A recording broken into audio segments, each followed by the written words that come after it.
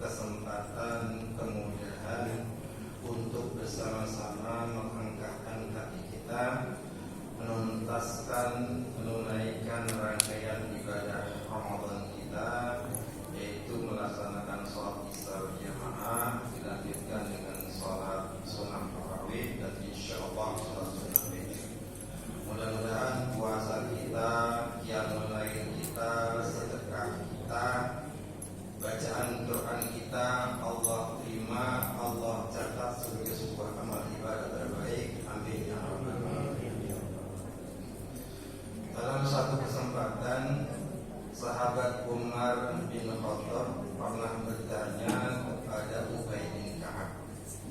Ubay bin Ka'ab itu adalah salah seorang sahabat Rasulullah SAW, penghafal Quran sekaligus penulis mushaf Al-Quran pada zaman Rasulullah SAW. Ubay ditanya oleh sahabat Umar, "Wahai Ubay, apakah takwa itu?" Tidak langsung menjawab, Ubay balik bertanya kepada sahabat Umar, "Wahai Umar, apakah engkau pernah berjalan di sebuah jalan di mana jalan itu penuh duri?" Tentu pernah. Lantas apa yang kau lakukan? "Saya akan berhati-hati agar kaki saya tidak terantuk dan tidak terinjak duri itu." Maka kita menyimpulkan itulah sesungguhnya takwa. Jadi Bapak Ibu yang dimuliakan Allah Subhanahu wa taala, takwa itu sejatinya adalah sebuah sikap kehati-hatian dari seorang muslim, dari seorang mukmin, dari seorang muttaqin, agar setiap langkah kakinya, ucapannya, tangannya, tindak tanduknya jangan sampai terjebak pada sesuatu yang dilarang oleh Allah Subhanahu wa taala. Ramadan itu adalah bulan yang oleh Rasulullah SAW digambarkan sebagai syahrun mubarak, bulan penuh keberkahan. Bulan yang kemudian oleh Imam Ibnu Jauzi digambarkan dengan indahnya, "Matsalus syuhuri indallahi isna asyara kamatsali auladi Yaqub." Perumpamaan Ramadan itu dalam 12 bulan sebagaimana perumpamaan anak-anak Nabi Yakub yang 12. Dan salah satu anak Nabi Yakub itu adalah Nabi Yusuf. Sebagai seorang ayah yang baik, Nabi Yakub mencintai semua anak-anaknya. Tapi Nabi Yakub sangat mencintai anaknya yang bernama Nabiullah Yusuf alaihissalam. Begitu pula 12 bulan itu semuanya mulia, semuanya istimewa. Tapi ada satu bulan yang teramat istimewa, yaitu adalah bulan Ramadan. Dan salah satu indikasi dari kemuliaan Ramadan itu adalah Allah turunkan di bulan Ramadan itu adalah Al-Quran, yang pada malam hari ini insyaallah bertepatan dengan malam nuzul Quran.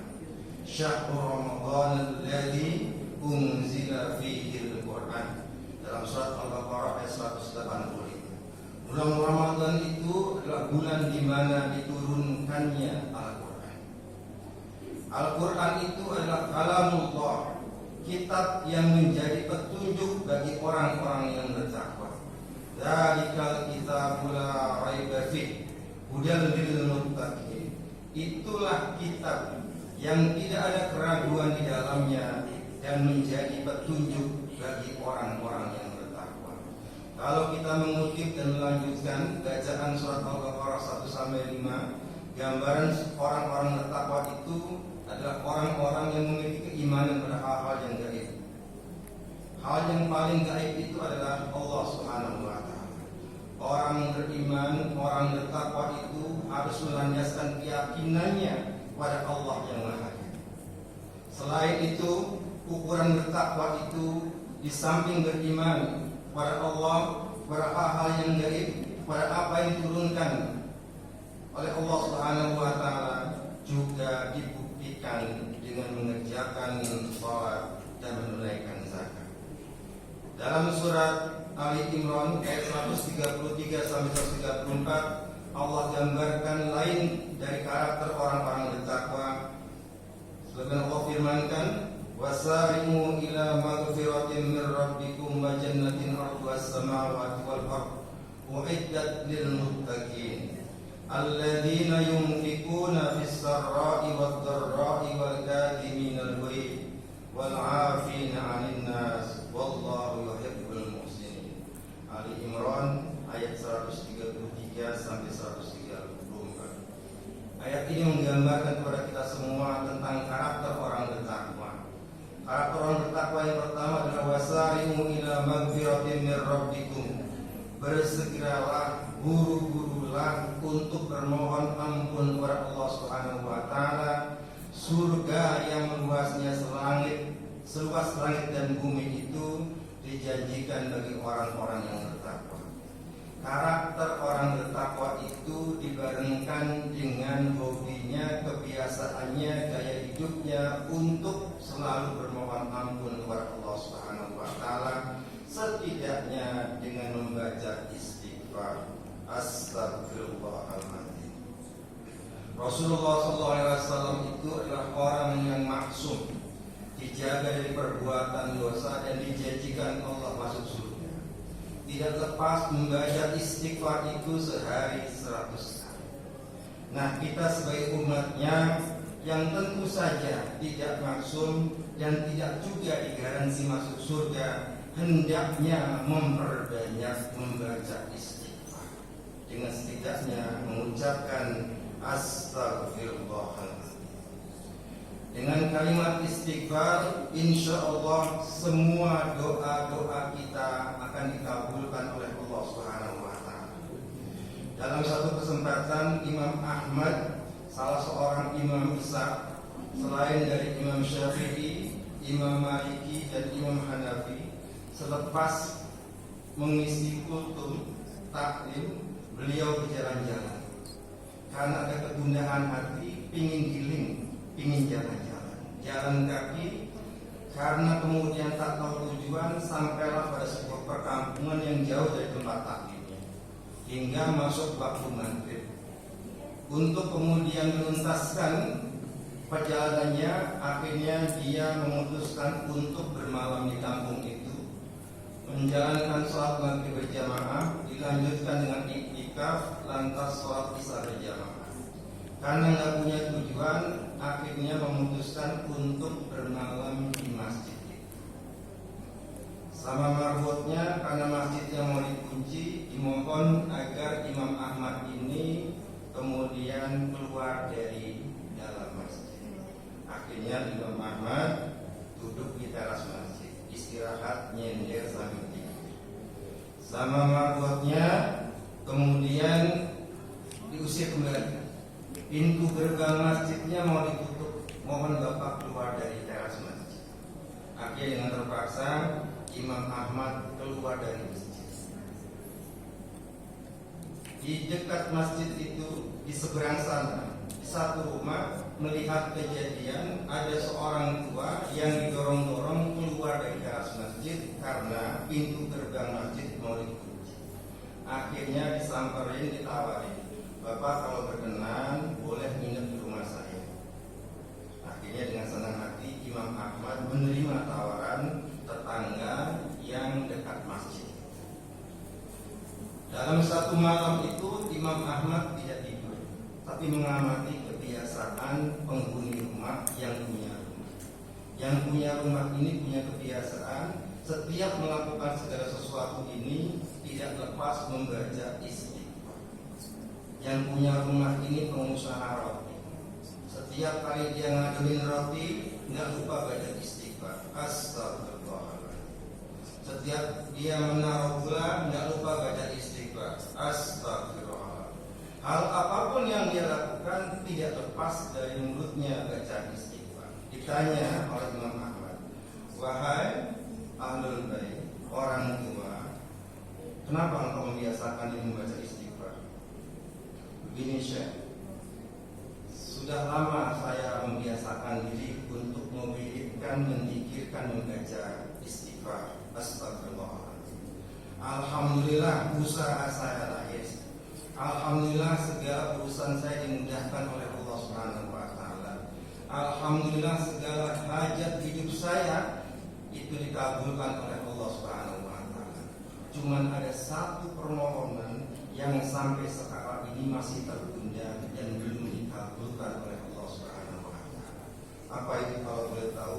Saya ingin bertemu bersilaturahim dengan Imam Ahmad. Bapak Ibu bayangkan, ini cara Allah kemudian mengabulkan doa orang tua yang membiasakan dirinya untuk membaca istighfar. Oleh karenanya karakter orang bertakwa itu digambarkan oleh Quran, wabil ashari hum yastaghfirun. Di waktu sahur mereka terbiasa membaca istighfar. Jadi Bapak Ibu, kalau nanti jelang waktu sahur, jangan langsung makan, jangan langsung minum, sholat 2 rakaat, perbanyak istighfar, baru sahur makan dan minum.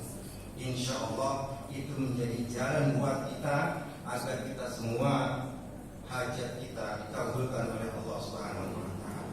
Jadi karakter pertama ini harus terbawa nanti selepas Ramadan.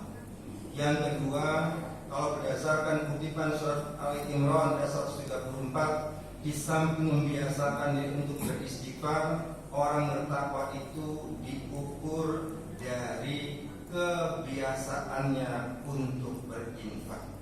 Alladzina yunfiquna fis-sarra'i wad-dharra. Orang bertakwa itu adalah orang yang gemar berinfak, baik di waktu lapang maupun di waktu sempit. Ada duit sedekah, tidak ada duit sedekah. Karena sedekah itu enggak mesti duit, sedekah itu enggak mesti harta. Senyum pun itu adalah sedekah. Rasul pernah ditanya, ya Rasulullah, saya enggak punya apa-apa untuk disedekahkan.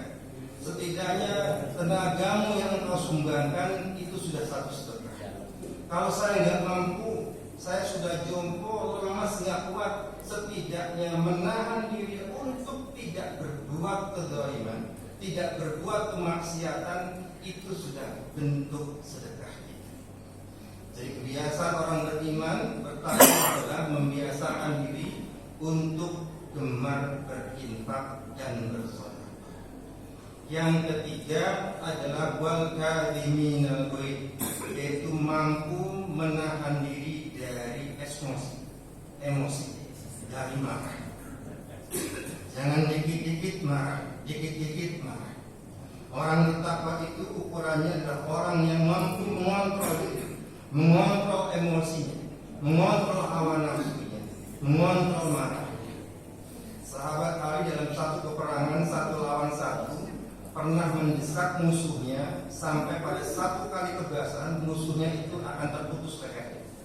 Tapi ketika terdesak, musuhnya itu lantas meludahi muka Ali berdiam dan melepaskan pedangnya. Musuhnya ya, mengapa enggak melanjutkan membunuh saya? Kalau saya membunuh engkau saat ini, itu berarti atas dasar marah dan emosi, dan itu dorongan setan. Oleh karenanya itulah kemampuan seorang muttaqin, seorang muslim diukur dari kemampuannya untuk menahan diri dari amarah. Islam barangkali mengajarkan kepada kita semua, kalau kita punya tensi tinggi, marah sedang marah-marahnya dalam kondisi berdiri, maka duduklah. Siapa tahu tensinya turun, emosinya berkurang. Kalau duduk masih marah juga, maka berbaringlah. Siapa tahu darah lebih lancar dan mudah-mudahan emosinya bisa berkurang. Kalau tiduran masih marah juga, rebahan masih marah juga, masih gondok juga, ambillah air wudhu. Setan itu terbuat dari api. Sebagaimana marah itu adalah bagian dari unsur setan yang ditiupkan kepada kita, dan dia akan hancur karena air. Kalau wudhu masih marah juga, sholatlah sholat sunnah mutlak bermohonlah kepada Allah Subhanahu wa taala agar dijauhkan dari godaan setan. Kalau masih marah juga, ya Allah, jangan sampai bilang sholat, cukup sampai sholat saja. Yang terakhir adalah karakter orang beriman itu, bertakwa itu adalah wal afina anin nas. Jiwanya pemaaf, jiwanya lapang dada. Jauh-jauh hari sebelum orang memohon maaf pada dia sudah memaafkan. Barangkali karakter-karakter itu bisa digambarkan dalam salah satu petikan kisah hidup Rasulullah SAW. Di akhir ayatnya, Abu Bakar bertanya pada putrinya Siti Aisyah, "Wahai Siti Aisyah anakku, amalan apa, sunnah apa yang belum pernah saya lakukan sebagaimana Rasulullah lakukan?" Ada ayatnya. Jadi Siti Aisyah itu adalah anak dari Umar bin Khattab sekaligus istri Abu Bakar, anak Abu Bakar bin Siddiq, sekaligus adalah istri Rasulullah SAW. Amalan apa yang kemudian belum sempat saya lakukan? Begini wahai ayahanda, saya Rasulullah itu setiap hari punya kebiasaan. Kebiasaannya adalah menyantuni pengemis buta. Di mana pengemis buta itu adanya di pojokan pasar Madinah. Tiap hari datang bawa makanan, menyuapin pengemis buta. Ya sudah, kalau begitu saya ingin mengikuti sunnah Rasulullah, memberi makan, menyantuni pengemis buta. Besoknya bawa makanan, bawa rantang, siap-siap datang ke pasar Madinah mencari pengemis buta sebagaimana digambarkan oleh Siti Aisyah, kemudian untuk datang menyuapi makanan. Dibuka-buka sepasar kota Madinah itu nggak ketemu cuma satu mirip digambarkan oleh Siti Aisyah. Cuma yang membuat Abu Bakar ini ragu, pengemis ini nggak minta-minta, nggak memohon belas kasihan. Yang keluar dari mulutnya itu adalah makian, bulian, cacian. Yang dimaki siapa? Rasulullah. Yang dibuli siapa? Rasulullah. Abu Bakar yang barangkali kadar emosinya atau upaya untuk menahan dirinya nggak sekuat Rasulullah sempat marah. Tapi karena ingin kuatnya niat untuk menuntaskan sunnah Rasulullah, akhirnya datang juga menyuapi pengemis itu. Satu kali suapan, pengemis ini langsung teriak, langsung melepaskan, memuntahkan suapan dari Abu Bakar. Katanya, engkau bukan orang yang biasa menyuapi saya. Loh kok tahu? Padahal kamu buta. Iya, orang yang biasa menyuapi saya itu tahu kalau saya nggak punya gigi, dilembutkan dulu makanannya, baru nyuapin ke mulut saya. Maka Abu Bakar terus terang, orang yang biasa menyuapi kamu itu adalah orang yang biasa kamu bully, kamu caci, kamu maki. Itulah Rasulullah SAW. Maka mendengar itu, pengemis ini nangis, kemudian memeluk Islam. Itulah sesungguhnya karakter yang harus kita miliki sebagai orang bertakwa, yaitu rajin bersedekah, mampu mengontrol emosi dan amarah. Yang ketiga adalah mampu memaafkan kesalahan-kesalahan orang, di samping juga kita mengaku kekhilapan kita, sehingga kita memperbanyak